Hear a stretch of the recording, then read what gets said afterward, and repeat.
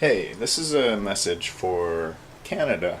I'm a Canadian, been a Canadian all my life.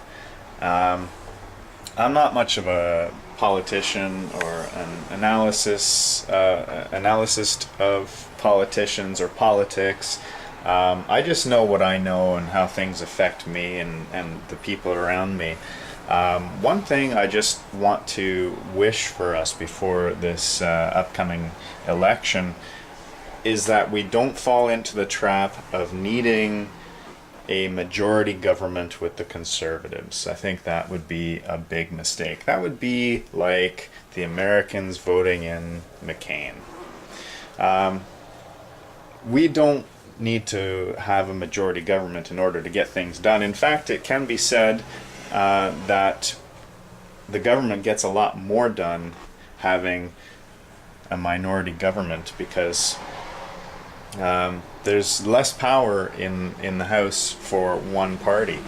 And that's a good thing because as a democracy, we want to have all the voices represented. Simple. I'm not then saying that you should vote liberal, which generally tends to be the next party that people want to follow. But really, honestly, the Green platform is kind of crap. Nothing's going to change in that, and if it does, it's still a slow process beyond what any one government could instill in the time in office. We have to sort of broaden our horizon here and maybe open up the doors to more voices, more of the smaller voices. NDP would be good to get more seats in because they represent more of the small-time values of Canadians, if you will. The Green Party, they're not the marijuana party. That seems to confuse people, or it used to anyway. Maybe it doesn't anymore. Like I said, I'm not much of an analyst. However, giving some seats to the Green Party would not be a bad choice, especially those Canadians that are so concerned about the environment and thinking to go with Liberal based on their plan.